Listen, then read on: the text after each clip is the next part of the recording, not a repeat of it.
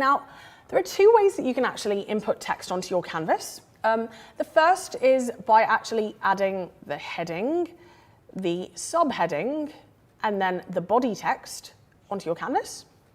Or alternatively, you can search for placeholder, and what placeholder does is it actually allows you to pop some text on your design in a visually appealing way, like such. And so you can literally just pop in some text here, hello, welcome, whatever, and then resize this font to your brand guidelines. Again, use your colors, use your font. And so really, you can use either text boxes or placeholder text